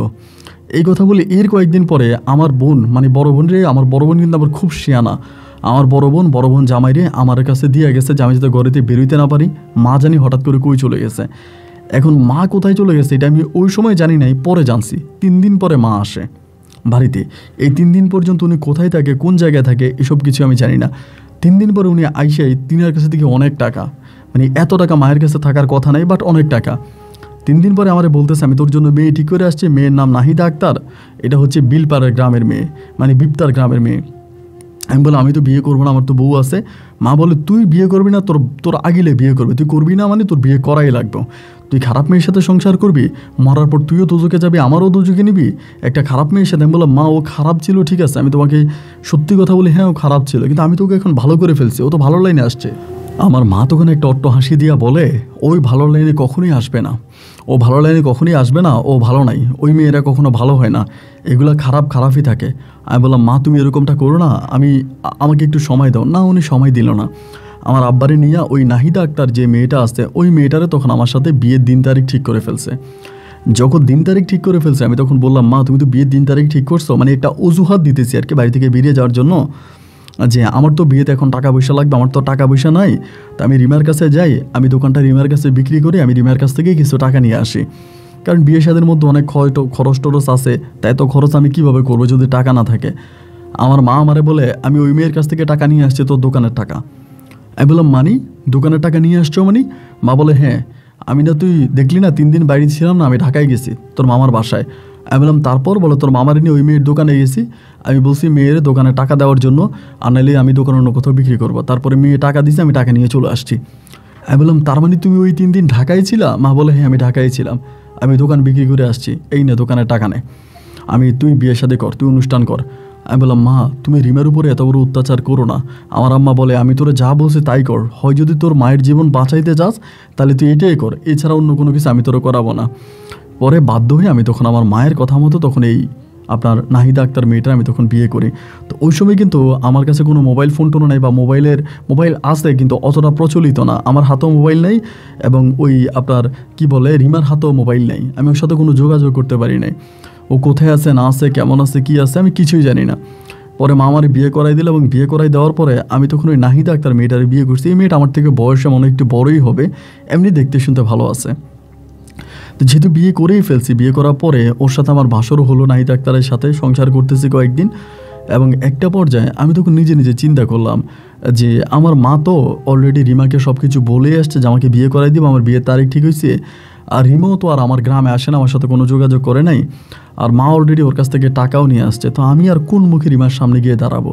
আর আমি অলরেডি বিয়ে করেও ফেলছি, আমার বউ আছে, এরপরে রিমার সামনে দাঁড়ানোর মতো কোনো মুখ তো আর আমার নাই, আমি তো রিমার সামনে দাঁড়াতে পারবো না। তো ঠিক আছে, যেহেতু নাহিদারে বিয়ে করছি ওর সাথেই সংসার করি, আমি রিমাকে ভুলে যাই, বা রিমা আমার জীবনে একটা হারানো অতীত ছিল, ওর সাথে আমার ভালো ভালো কিছু স্মৃতি আছে, ওই স্মৃতিগুলো মনে করে আমি আমার বাকি জীবনগুলো নাহিদার সাথে কাটাই দিব, আমি আর রিমার কাছে ফিরে যাবো না, সেটাই তখন আমি পরিকল্পনা করি। এইরকম করে বহু কষ্টে মনটারে বুঝাই, মনটা মানতে চায় না, মনটা বুঝতে চায় না। কারণ একটা কথা কি জানেন ভাই, পৃথিবীতে সবচেয়ে বেঈমান হচ্ছে মন। আপনার মন এরকম ঠিক আপনার এগেনস্টে কাজ করবে। আপনার একটা শত্রু ধরেন, একদম মারাত্মক একটা শত্রু, যেই শত্রুটা ধরেন আপনার খুব ক্ষতি করবে, এই শত্রুটা যেমন আপনার ভিতরে থাকে, আপনার মনটাও তেমন। আপনি দেখবেন যে আপনি যদি ঘুমের প্রয়োজন হয়, এই মনটা কিন্তু তখন আপনাকে ঘুম দেবে না। ধরেন কেউ আপনাকে আঘাত করে চলে গেছে, এই চোখও কিন্তু আপনার সাথে বেইমানি করবে, মনও আপনার সাথে বেইমানি করবে, চোখে ঘুম দেবে না। মনকে আপনি বারবার যেটা ভাবাইতে মানা করবেন, যেটা চিন্তা করতে মানা করবেন, মন দেখবেন ঘুরে ফিরে ওইটাই চিন্তা করবে। মন হচ্ছে সবচেয়ে খারাপ জিনিস, আমি আমার জীবনে যেটাকে পাইছি আর কি। সত্যি যদি মনকে আমি কখনো কাছে পাইতাম, আমি ওরা খুন করতাম, যে মনের উপর আমার এত রাগ। তো যাই হোক, একটা পর্যায়ে আমি তখন করলাম কি, এই আপনার নাহিদার সাথে সংসার করতেছি। এই পর্যায়ে মা তখন বলে একটা কাজ কর, বাজারে একটা শর্টপুটের দোকান দে, একটা শর্টপুটে ফুচকার দোকান দে, এভাবে তো সংসার চলবে না, কামাই রুজি তো করা লাগবে, তাই একটা শর্টপুটে ফুচকার দোকান দে। আমি বললাম তো শর্টপুটে ফুচকার দোকান দিব, আমার ভালো লাগতেছে না, তাই মা বলে দোকান দে। পরে মা আমার ধমকায় একটা দোকানের ব্যবস্থা করলাম, তখন আমি একটা শর্টপুটে ফুচকার দোকান দিলাম। আমার আব্বা তখন একেবারে অসুস্থ, আমি শর্টফুটে ফুচকার দোকানটা দেওয়ার ঠিক 2.5 মাসের মাথায় আমার আব্বা চান তখন মারা যায়। আর আমার আব্বা মারা যাওয়ার কিছুদিন আগেই নাহিদার গর্ভে তখন সন্তান আসে, সন্তান হয়। আর আপনার রিমার সাথে আমি এতদিন সংসার করেছি, ওর গর্ভে কিন্তু কোনো সন্তানাদি হয় নাই। তো সন্তানাদি না হওয়ার হয়তো অনেক কারণ থাকতে পারে, ও যেহেতু খারাপ লাইনে ছিল, অনেক ঔষধ বা মেডিসিন এটা ওইটা খেয়েছে অনেক কিছুই, এই জন্য সম্ভবত কোনো সন্তানাদি হয় নাই। তো যার জন্য আমি তখন এই নাহিদার একটা পেটে সন্তান আছে আসার পরে আমি তখন এই ছটফটের দোকান চালাইতে আসি। এমন করতে করতে আমার ঘরে একটা কন্যার সন্তান হয়। প্রথমে নাহিদার একটা কন্যার সন্তান হয়, আমার মেয়েটা হয়। আমার মেয়েটা দেখতে মার্শাল্লাহ অনেকটা সুন্দর হয়, অনেকটা আমার মতো হয়। তাই দোকান করি, মেয়ে চালাই, সংসার চালাই। এমন করতে করতে আস্তে আস্তে করে নাহিদা আমারে বলতেছে, এই প্রথম মেয়েটা হওয়ার পরেই ও আবারও বেবি কনসেপ্ট করে, আবারও বাচ্চা কনসেপ্ট করে। বাচ্চা কনসেপ্ট করার পর ও বলতেছে ওর বান্ধবীদের সামনে মুখ দেখাইতে পারে না, ওর বান্ধবীরা ওরে বিভিন্ন কথা বলে, আমি যাতে এই ফুচকা চটপটি ব্যবসা বন্ধ করে দিই। আমি বললাম যে এটা কোনো কথা, আমি তো বহুদিন ধরে এই ধরনের ব্যবসা করতেছি এবং আজকে বহু বছর ধরে তোমার সাথে আমি সংসারও করি, তা এতদিন তোমার বান্ধবীরা কিছু বলে না, এখন হঠাৎ করে তুমি আমার বলতেছো যে দোকানটা ছেড়ে দেওয়ার জন্য, এই দোকানটা না করার জন্য। তা আমি এখন দোকান যদি না করি, দোকান যদি না চালে আমি কি খাবো? আমার বলতেছে না, দোকান ছেড়ে দাও, অন্য কোনো দোকান দাও, এই ফুচকা চটপটি না বেছে তুমি অন্য কোনো দোকান দাও। তেমন আমার মা বলতেছে কি করবি, তোর বউ যেহেতু মানা করে তাহলে এটা বন্ধ কর। এখন যেই ব্যবসাটা আমি ছোটোবেলা থেকে শিখে আসছি বা যেটা আমি পারি, এই পাড়া ব্যবসাটা তখন আমাকে বন্ধ করতে হলো। আমি ব্যবসাটা বন্ধ করছি, পর আমার আরেকটা মেয়ে সন্তান হয়েছে, আমার 2টা মেয়ে হয়। এবং 2টা মেয়ে হওয়ার পরে আমি 2টা মেয়ে নিয়ে আসি। এমন করতে করতে পরে আমি কী করলাম, ব্যবসা বন্ধ করে দিলাম, ফুচকা চটপটি বন্ধ করে দিলাম। কইরা আমি সেখানে একটা মুদির দোকান দিলাম। তো এখন যে কোনো মানুষ একটা ব্যবসার প্রতি কিন্তু তার একটা আকর্ষণ বা তার একটা কিন্তু জানাশোনা লাগে, একটা অভিজ্ঞতা লাগে। এখন মুদি দোকানের প্রতি কিন্তু আমার কোনো অভিজ্ঞতা নাই। আমার অভিজ্ঞতা ফুচকা চটপটি বিক্রি করি, এগুলো তো অভিজ্ঞতা আছে, মুদি দোকানের তো কোনো অভিজ্ঞতা নাই। ও আমার মুদি দোকান দিতে বাধ্য করাইলো যে না তুমি মুদি দোকানই দাও। তা আমি কী করলাম, ওই নাহিদার কথা মতো তখন আমি মুদি দোকান দিলাম। এখন মুদি দোকান দেওয়ার পরে ভাই আমার আয় ইনকাম একেবারেই কমে গেছে। এই অবস্থার মধ্যে আমার আরেকটা কন্যা সন্তান হয়, আমার 3টা মেয়ে হয়। এবার 3টা মেয়ের ভরণ পোষণ, 3টা মেয়ের খাওয়া দাওয়া, ওদের পড়াশোনা করানো, মায়ের এই অবস্থা, মা অসুস্থ, মায়ের সেবা যত্ন করা, এর উপরে এই মুদির দোকান আমি চালাইতেছি, আমি চলতে পারি না। এর মাঝে করে কি, এই মুদির দোকানে এই নাহিদার বাবা মা আসলেই এই আমার বলে জামাই 5 কেজি এটা দাও, 5 কেজি তেল দাও, 5 কেজি, মানে নাহিদার মা আসলেই আমার দোকান থেকে মনে করেন আপনার হাজার হাজার টাকার মাল নিয়ে চলে যায়। তা মাল নিয়ে চলে যাওয়ার পরে আমি তখন করি কি, নাহিদার মা আমারে বলে যে কাগজে লিখে রাখো বাবা, তোমার শ্বশুরে দিয়ে পরে পাঠাই দিব। তো ইহু জিন্দিগিতে কোনো এই টাকা পাঠায় না। তা আমি যখন নাহিদারে বলি যে নাহিদা, তোমার আম্মা তো বাজার টাজার নিয়ে গেল, আমার টাকা দিবে বললো, কই টাকা তো দিচ্ছে না। এবারে টাকা দিতে হবে কেন, আমার মা খাইছে তো কী হয়েছে, টাকা দেওয়া লাগবে কেন, মানে টাকা খুঁজলে ও গরম হয়ে যায়। একটা সময় আমি ওর মারে দেখলে দোকান থেকে বেরিয়ে যেতাম, মানে ওর মা যখন থাকতো, আমি তো অন্য একটা কর্মচারী ছেলে রাখছি, ওর দোকানে বসা দিয়ে বেরিয়ে যেতাম। এবার ওর কাছে চাইলে ও দিত না। তা ওর কাছে না দেওয়ার পরে নাহিদা করতে কি, ও নিজে গিয়া মাল টাল মাইপা ওর মারে দিয়ে দিত দোকানে ঢুইকা, মানে নিজে দোকানে ঢুইকা দোকানের মালামাল মাইপা টাইপা নাহিদারে দিয়ে দিত, মানে ওর মা বাপরে দিয়ে দিত নাহিদা। পরে আমার আর ভিতরে এই জিনিসগুলো সহ্য হচ্ছে না, কিরে আমি আর কত কি, মানে আমি আর কত কি করব। এবং একটা পর্যায়ে আমার অবস্থা এরকম হয়েছে যে আমার 3 মেয়ের মুখে আমি খাবার পর্যন্ত তুলে দিতে পারি না। আর মারে বললাম যে মা, তুমি এটা কি করলা, আমি তো এই রিমার সাথে ভালো ছিলাম, ঢাকাতে ছিলাম, ওইখানে তো ভালো ছিলাম, তা তুমি আমার এটা কোন জায়গায় এনে দিলা মা? এখন তো আর আমার মানে হাড্ডি মাংস ছাড়া কোনো মা উপায় নেই। একটা পর্যায়ে এরকম করতে করতে আমার পুরো দোকানটাই লুট হয়ে গেল। লুট হয়ে গেল বলতে আমার শ্বশুরবাড়ির লোকেরা আমার দোকানটা খেয়ে ফেললো। পরে আমি একদম ফকিরের মতো হয়ে গেলাম। এবার আমারে ও কয় কি, রিমা আমার বলে, এই আপনার নাহিদা আমার বলে কি, যাও মাঠে ঘাটে কাজ করো, জমিনে কাজ করো, মাঠে ঘাটে কাজ করো, কৃষি কাজ করো। তা আমি তো ভাই কখনো কৃষি কাজ করি না, আমি কৃষি কাজ করতে পারি না। এই নিয়ে ধরনের সংসারের অভাব যখন দেখা দেয়, ভালোবাসা তখন জানালা দিয়ে পালায়। এই শুরু হলো রিমার সাথে আমার, এই আপনার নাহিদার সাথে আমার ঝগড়া জাটে, মারামারি, কাটাকাটি, মানে ওর সাথে আমার এগুলো আসেই। কোনোভাবেই আমি ওর সাথে আর ভালো থাকতে পারতেছি না। এবং একদিন মনের মধ্যে বিশাল কষ্ট জমে গেল। আমার বড় মেয়েটা আমার গায়ে হাত তোলে। আমার যে বড় মেয়েটা, ওই মেয়েটা একদিন জুতা দিয়ে এসে আমার পিটা শুরু করছে। তার মা বলছে, যা তোর বাবারে জুতা দিয়ে পিটা বল কাজ করার জন্য। আমার বড় মেয়েটা আমার জুতা দিয়ে এসে মারছে। বাপ হয়ে যখন মেয়ের জুতার বাড়ি খাইলাম, তখন আর আমি কষ্টটা সহ্য করতে পারলাম না, সহ্য করতে না পাই না। একদিন রাতের বেলায় আমি রাতের বাসে করে ব্রাক করেই বাড়ি থেকে বেরিয়ে মা বউ সন্তান সব ফালাইয়া আমি রাজধানী সহ ঢাকার উদ্দেশ্যে রওনা দিছি। ঢাকাতে তো আমার পরিচিত কেউ নেই, একমাত্র রিমা ছাড়া। তো রিমা ছাড়া তো আমার পরিচিত কেউ নেই। আমি তো জানি রিমার কাছে যেতে পারবো না। এরপরেও আমি ওই দোকানটার মানে আপনার সিনেমা হলের সামনে গেলাম যে দেখি রিমার সাথে দেখা হয় কি না। এবং সিনেমা হলের সামনে যাওয়ার পরে দেখলাম যে সিনেমা হলের সামনে যেখানে ফুচকা বিক্রি করতো, চটপটি বিক্রি করতো, ওই দোকানটা বন্ধ। মানে ওইখানে ওই দোকানগুলো আর নাই, দোকানগুলো ভেঙে গেছে। তো এখানকার কিছু লোক আছে, ওদেরকে জিজ্ঞেস করলাম যে এই রিমা আসলে কোথায় বসে বা ওর দোকান এখন কোথায়, কেউ বলতে পারে না। সবাই বলো তো এটা ভেঙে চলে গেছে, এখানেও ব্যবসা বন্ধ করে দিয়ে চলে গেছে। এখন কোথায় চলে গেছে এটা আমরা কেউ বলতে পারি না। কোথায় গেছে, কোন জায়গায় গেছে, এটা ওই জানে, আমরা কিন্তু জানি না। তা আমার আর কিন্তু রিমার সাথে দেখা হচ্ছে না, কথাও হচ্ছে না। কোথায় চলে গেল, কোন জায়গায় চলে গেল, ওর সাথে আমার আর কোনো যোগাযোগ নেই। তা আমার কাছে মনে হলো যে আমার মামাই সম্ভবত রিমার খবরটা দিতে পারে। পরে একদিন মামারে ধরার পরে মামা আমারে বলে, তুই বিয়ে করছিস, তোর বাচ্চা কাচ্চা আছে, এখনও কি তোর ওই খারাপ নেশা যায় নাই? আমি বললাম, না মামা, কোথায় দোকানদারি করে একটু যদি বলতেন। মামা বলে, আমি শুনছি ওরে এক মহিলা নিয়ে গেছে, এক মহিলা নাকি ওরে মেয়ে ডাকছে, এটাকে ওই মহিলা নিয়ে গেছে, ও হচ্ছে ধানমন্ডির ওইদিকে থাকে। তাই মামা ওর একটা টেম্পোরারি ঠিকানা দিল, তাও শিওর না। ওই ঠিকানা অনুসারে আমি তখন পরের দিন গেলাম। পরের দিন যাওয়ার পরে দেখলাম যে বাপরে বাপ, ও এক রেস্টুরেন্ট দিয়ে বসছে। মানে এক রেস্টুরেন্ট, মানে ফুচকা চটপট তো বিক্রি করে, তার পাশাপাশি এক ধরনের একটা রেস্টুরেন্ট, ভিআইপি চাইনিজ রেস্টুরেন্টের মতো। এবং ওইটার নামও হচ্ছে রিমা, রেস্টুরেন্টের নামও রিমা। এইটা দেখার পর আমি তখন অবাক হয়ে গেলাম, কিরে ওর এত বড় ব্যবসা। তো এখন তার আমি ওর সামনে পড়তে, ওরে দেখি ক্যাশে বসে আছে, দেখি কিন্তু ওর সামনে যাইতে চায় না। এভাবে 1 দিন 2 দিন 3 দিন 4 দিন মাঝে মাঝে দোকানের সামনে গিয়ে দাঁড়ায় থাকি। এই করতে করতে একদিন হঠাৎ করে আমার চোখে চোখ পড়ে গেছে। চোখ পড়ে যাওয়ার পরে ও তখন কী করলো, মানে আমাকে দেখার পরে অনেকটা ইমোশনাল হয়ে গেছে। এবং ইমোশনাল হয়ে তখন দোকান থেকে বেরিয়ে আসছে, আইসা আমার কাছে আসছে। আসার পর আমারে বলে, আপনি এখানে? এমনিই বলে। আমি বললাম, তুমি ভালো আছো? বলে, হ্যাঁ আমি ভালো আছি। আপনার বউ বাচ্চা ওরা কেমন আছে? আমি বললাম, আমার বউ বাচ্চা এগুলো তুমি জানো? বলে, হ্যাঁ জানি তো।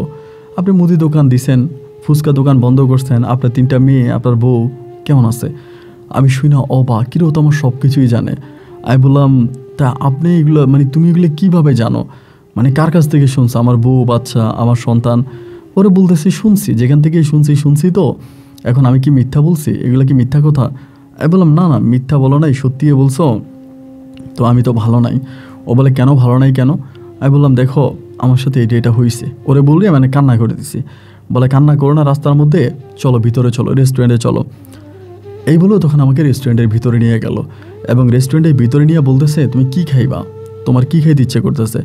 বলে আমি কিছু খাবো না, আর কোনো কিছু খেতে ইচ্ছে করতেছে না, আমার ভাল লাগতেছে না। বলে না কিছু একটা খাও। আমি বললাম রিমা আমি খাবো না, আমার কোনো কিছু খেতে ইচ্ছে করতেছে না, আমার ভাল লাগতেছে না, তুমি চলে যাও, মানে আমি চলে যাব। পরে বলতেছে চলে যাবা? তা কোথায় চলে যাবেন? আমি বললাম আমি গ্রামে চলে যাব আমার বউ নাহিদার কাছে। বলে নাহিদা অনেক ভালো, নাহিদার সাথে থেকে ভালো লাগে, নাহিদার কাছে চলে যাবেন? আমি বললাম হ্যাঁ চলে যাব, আমি এখানেই চলে যাই, এইখানে থেকে আমি আর কাউরে কষ্ট দিতে চাই না, আমার কারণে কেউ কষ্ট না। বলে আমি কি কষ্ট পাই আপনার কারণে? আমি কি বলছি আমি আপনার কারণে কষ্ট পাই? একটা সময় জোর জবরদস্তি করে ও আমাকে রেস্টুরেন্টের ভিতরে নিয়ে গেল এবং রেস্টুরেন্টের ভিতরে নিয়ে আমাকে খেতে দিল। আমি বললাম আমি খাবো না, আমার খেতে ইচ্ছে করতেছে না। ও তারপর আমার খাওয়াইলো। পরে আমারে বললো চলো বাসায় চলো। আমি বললাম, পরে জোর করে বাসায় নিয়ে গেছে। বাসায় যাওয়ার পর আমি ওর বাসায় গেলাম, একদম ভিআইপি বাসা, অনেক ধনী বড় লোকেরা যেরকম বাসায় থাকে এরকম অনেক বড় একটা বাসা। বাসায় গেলাম, পরে ওর সাথে আসি, আমি এক রুমে ঘুমাইতেছে, ও এক রুমে ঘুমাইতেছে। তো আমার খুব খারাপ লাগতেছে। একটা সময় গিয়ে আমি দরজা নক করলাম, ও যে রুমে থাকে রুমের দরজা। পরে দরজা খুলছে, খোলার পর আমি বললাম রিমা আমি তোমার রুমে আসবো? বলে আমার রুমে কেন আসবেন, আপনি তো বিয়ে করছেন, আপনার বউ আছে, বাচ্চা আছে, আমার রুমে কেন আসবেন? আমি বললাম দেখো তোমার সাথে আমার কোনো তালাক হয় নাই, আমি তো তোমার তালাকও দিই নাই, ডিভোর্সও দিই নেই, আইনত তুমি এখন আমার বউ। পরে বলে সেটা যদি জানবে নি তাহলে আমার অনুমতি ছাড়া যার একটা বিয়ে করছেন আমি তো চাইলে আপনার নামে মামলা করতে পারি। আমি বললাম মাফ করে দাও। এই বলে রুমে গেলাম এবং রুমে গিয়ে ওর সাথে আমি তখন থাকতে শুরু করলাম। ওর সাথে থাকতে শুরু করলাম এবং এমত অবস্থার মধ্যে এইভাবে তখন কাটতেছে, আমার সাথে থাকতেছি, ও আমার সাথে থাকতেছে, আমি রেস্টুরেন্টে যাচ্ছি, আবার আগের পজিশনে চলে গেলাম। এমন করে কিছুদিন পরেই হঠাৎ করে আমার রেস্টুরেন্টে আমার মা আসছে, মানে ওই দোকানের মধ্যে। এটা আমার মামাই সম্ভবত লোকেশনগুলো দিয়ে দিচ্ছে। আমার দোকানে আসছে, আসার পরে মায়ের এরকম মাথার মধ্যে ব্যান্ডেজ করা। তাই মনে করছে মনে হয় গাড়িটারি অ্যাক্সিডেন্ট করছে। আচ্ছা মা আপনার মাথায় কী হয়েছে? বলে বাবারে মাথার মধ্যে তোর বউয়ে মারছে। আমি বললাম মানি? বলে তোর বউয়ে মেরে আমার মাথা ফাটাই দিছে। পরে আমি কান্নাকাটি করলাম যে মেয়ের মাথা ফাটাই দিছে মানে এটা কী ধরনের কথা? তাই মায়ের চিকিৎসা করলাম এবং চিকিৎসা করার পরে মা তখন আমার সাথেই আছে, এনেই আছে। আমি মারে নিয়ে আমার বউরে নিয়ে শহরের মধ্যে পড়ে আসি, পুরো গ্রাম ছেড়ে দিছি। আমি মায়েরে বললাম যে তুই নাহিদের কী অবস্থা, আমার মেয়েদের কী অবস্থা? মা বলে আমি সব ছেড়ে চলে আসছি, তোর মেয়ে তোর বউ সব ছেড়ে চলে আসছি, তোর বড় মেয়ে আর তোর বউ মিলে আমার মারছে। এইভাবে আমি তখন ওরে নিয়ে পড়ে আসছি। প্রায় 4 মাস পর্যন্ত আমি এখানে আসি। আমি কিন্তু রিমার সাথে থাকতেছি, রিমার কিন্তু বাচ্চা কাচ্চা হয় না। এই 4 মাসের মাথায় হঠাৎ করে একদিন আমার বউ আয়সা হাজির, আমার ওই দোকানেই আমার বউ আয়সা হাজির, আমার বড় মেয়ে, আমার 3 মেয়েরে নিয়া, আমার বউ নাহিদা। ওরে দেখার পরে ও আয়সা আমারে বলতেছে যে সহজে কি আমার সাথে আসবে না আমি থানার পুলিশ ডাকবো, সহজে কি আমার সাথে আসবে না আমি থানার পুলিশ ডাকবো। আমি বললাম দেখো পুলিশ ডাকো না, এর জায়গাটা ভালোও না, আর তুমি চলো রুমে চলো। আমারে রিমা বলতেছে রুমে নিয়ে যাও, রুমে নিয়ে ওরে বুঝাও, রুমে নিয়ে মাথা ঠান্ডা করাও। রিমা তো সবই জানতো। পরে আমি ওরে রুমে জোর করে নিয়ে গেছে, টাইনা মেয়েদের সহ নিয়ে যাওয়ার পর ও আমারে বলতেছে তুই যে তোর মেয়েরে ছাইরা আমারে ছেড়ে চলে আসলে, তোর 3 মেয়েরে কে খাওয়ায়, তোর মেয়ের ভরণ পোষণ কে দেয়, কে খাওয়ায়, তুই জন্ম দেওয়ার পরে তুই বাবা হয়ে চলে আসলি, কেন চলে আসলি, কী কারণে চলে আসলি, তোর মতো ছেলে কুলাঙ্গার ছেলে, তুই তোর মায়ের পেটের কুলাঙ্গার সন্তান। মানে ওর মুখ থেকে যেভাবে খারাপ ভাষায় আসতেছে, ওই খারাপ ভাষা আমাকে গালমন্দ করতেছে। আমি তখন বললাম যে নাহিদা দেখো যা হবার তা হয়েছে, তাই এখন তুমি থাকো, এখানে থাকো, শহরে থাকো, আমরা গ্রামে থাকবো না, আমি শহরে থাকবো। এই কথা বলার পরে ওই কিছুটা ঠান্ডা হয়েছে যখন এখানে থাকতে বলছি। এখন দেখা গেল এইভাবে রাখার পরে ওই তখন করে কি মানে কেমন যেন একটু অন্যরকম হয়ে যায়, কেমন যেন একটু অন্যরকম হয়ে যায়। এই শহরের মধ্যে থাকে, কয়েকদিন ধরে থাকে এবং থাকার পরে একটা পর্যায়ে ও হঠাৎ করে বলে আমি বাড়ি যাব, মেয়েগুলো থাকুক আমি বাড়ি যাব, আমি একটু বাড়ি যাব। তো আমার মা বলে যদি বাড়ি যাইতে চায় তাহলে বাড়ি পাঠা। পরে আমি বাড়িতে পাঠার আমার গাড়িতে উঠে দিলাম, আমার বাড়িতে গেছে। তা বাড়িতে যাওয়ার পরও কী করছে বাড়িতে গিয়ে এটা আমি জানি না, কিন্তু আমার 3 মেয়ে তখন আমার সাথে। আর আরেকটা কথা বলি, রিমা কিন্তু আমার 3 মেয়েরে অসম্ভব রকমের ভালোবাসে। আমার মেয়েদের প্রতি কিন্তু রিমার অনেক ভালোবাসা, আমার মেয়েগুলা ওরে আম্মু করে ডাকে, ও আমার মেয়েদেরকে ভালোবাসে। এরকম করে ও অনেক দিন পর্যন্ত, নাহিদা প্রায় 5-6 দিন পর্যন্ত গ্রামে ছিল। 5-6 দিন পরে আসছে, আয়সা বলতেছে আমি গ্রামে চলে যাব আমার মেয়েদেরকে নিয়ে, আমি এখানে থাকবো না। তাই আমি বললাম সম্ভবত যেহেতু আমি রিমার কাছে যাই রাতের বেলা রিমার রুমে থাকি, এইটা ওর ভালো লাগে না। আমি বললাম আমি তোমার সাথে এক রাত থাকবো, আরেক রাত রিমার সাথে থাকবো। বলে না, আমি আমার মেয়েদেরকে নিয়ে গ্রামে চলে যাব। একরকম জোর জবস্তি করি সে তার মেয়েদেরকে নিয়ে পুনরায় আবারও গ্রামে চলে গেছে। এবার গ্রামে চলে যাওয়ার পরে আমার মাও তখন গ্রামে চলে যাবে। মায়েরও শহরে ভালো লাগতেছে না, বন্দি ঘর বন্দি বাড়ি, তা মারেও আমি তখন গ্রামে দিয়ে আসি। তাই আমি তখন কয়েকদিন ধরে শহরে থাকি, কয়েকদিন ধরে গ্রামে থাকি, মানে দুই বউয়ের কাছে আমি সমপরিমাণভাবে থাকতেছি। এমন করতে করতে আমার মা হঠাৎ করে বলে, এর মাঝে আবার কিন্তু নাহিদও কিন্তু শহরে আসে, আইসা রিমার সাথে সুন্দর করে কথা বলে রিমার সাথে থাকে, মানে সবার মাঝে তখন পারস্পরিক একটা ভালো সম্পর্ক তৈরি হয়। তো আলহামদুলিল্লাহ এরকমভাবে সময়গুলো কাটতে কাটতে একটা পর্যায়ে হলো কি, রিমা মানে নাহিদা বলতেছে, এই তোমার প্রথম বউ কেন গ্রামে থাকে, শহরে থাকে, তোমার বউরও আইনা গ্রামে রাখো। এই কথা একই কথা আমার মাও বলতেছে। মা বলতেছে যে তুই একটা কাজ কর, তুই ওই রিমারও গ্রামে আইনা রাখ, শহরের মধ্যে থাকলে গ্রাম চিনব না, মানুষ চিনব না, গ্রামে আন।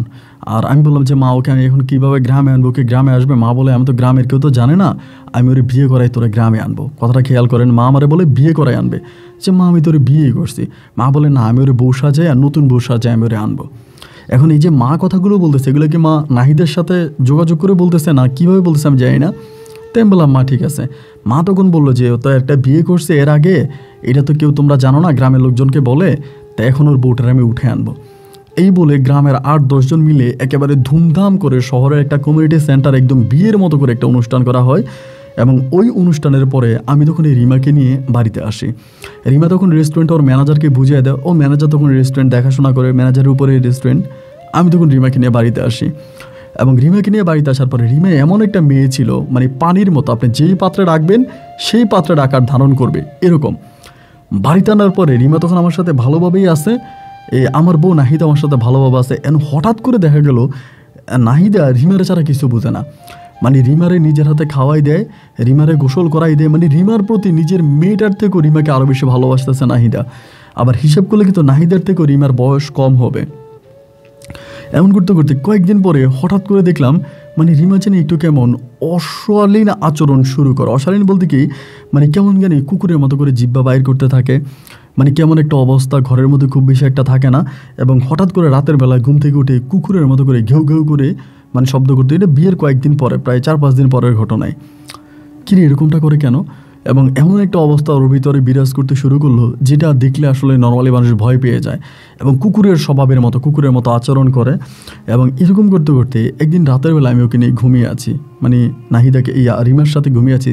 আমি বেশিরভাগই কিন্তু রিমার সাথে থাকতাম, খুব বেশি একটা নাহিদের সাথে থাকতাম না, কারণ আমি রিমাকে পছন্দ করতাম, রিমাকে আমার ভালোও লাগতো। এবং নাহিদের তুলনায় কিন্তু রিমা অনেক বেশি সুন্দরী ছিল।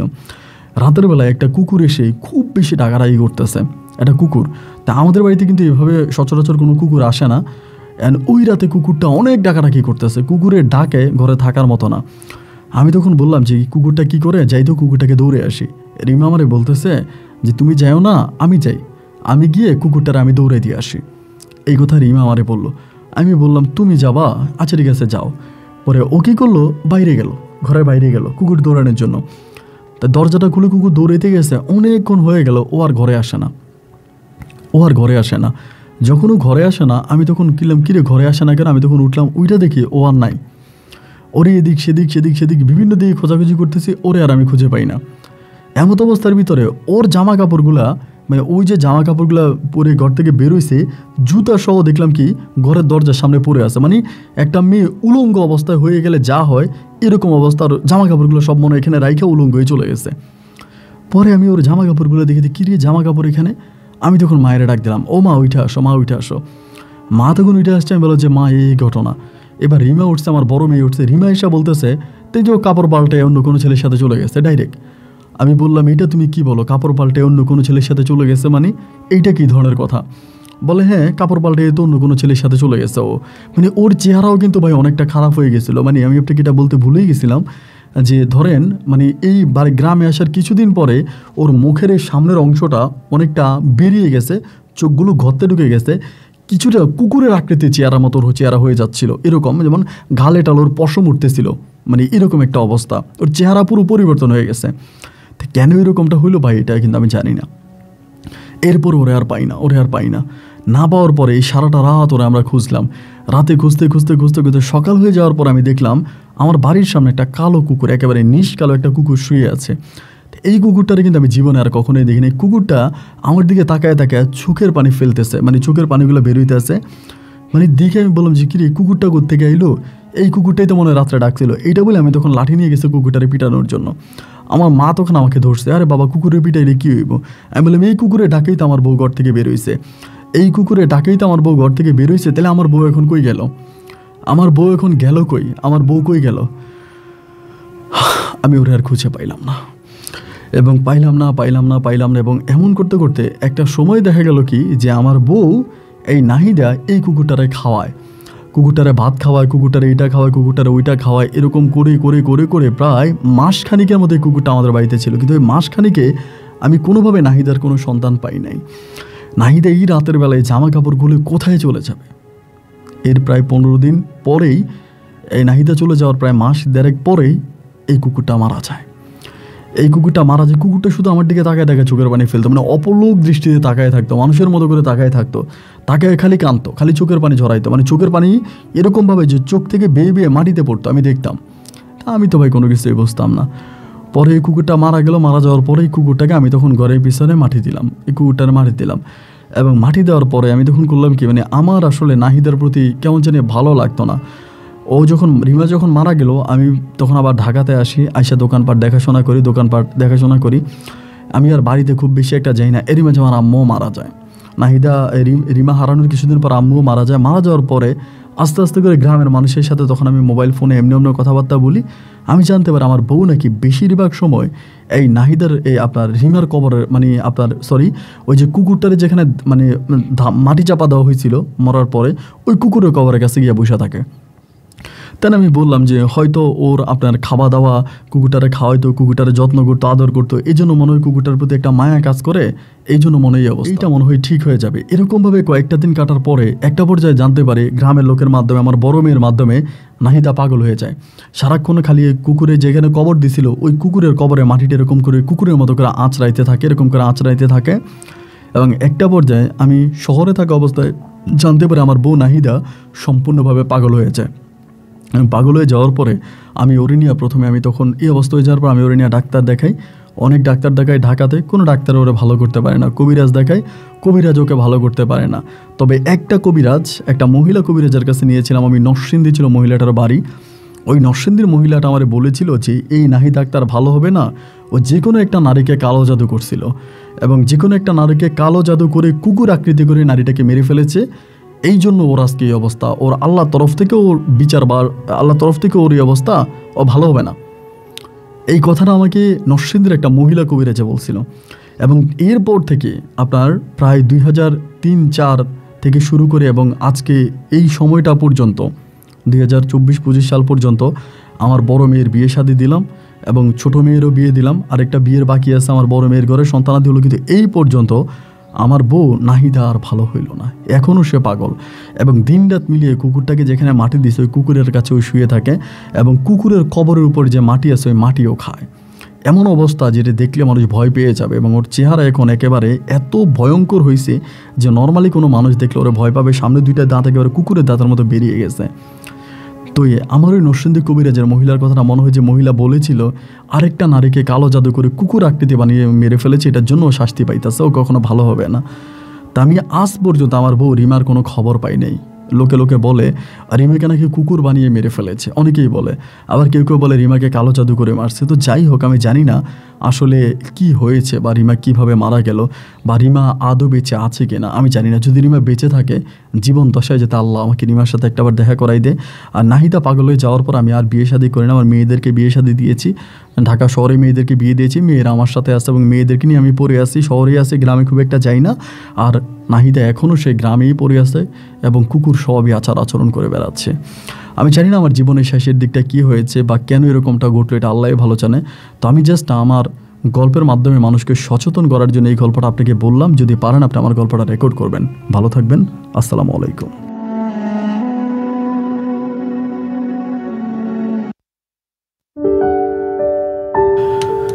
বন্ধুরা, সবাইকে অনেক বেশি ধন্যবাদ এই পর্যন্ত আমার সাথে থেকে রাজশাহীর ভাই নাজমুল হোসেনের জীবনের বাস্তব গল্পটা শুরু থেকে শেষ পর্যন্ত শোনার জন্য। বন্ধুগণ, এই গল্পটা এরকম একটা গল্প, আমি গল্পের শুরুতেই বলেছিলাম যে আল্লাহ ছাড় দেয়, ছেড়ে দেয় না। এবং আপনি ঠিক যাই করবেন, যেটাই করবেন, তার শাস্তি আপনাকে পেতেই হবে, এটা হোক আজ হোক কাল। আমি দুনিয়াতে এরকম একটা লোক দেখে নেয় আমার জীবন দশায়, আমার যতটুকু বয়স হয়েছে এতটুকু বয়স আমি একটা লোক দেখে নিই যে এই লোকটা পাপ করার পরে শাস্তি পাওয়া ছাড়া মারা গেছে।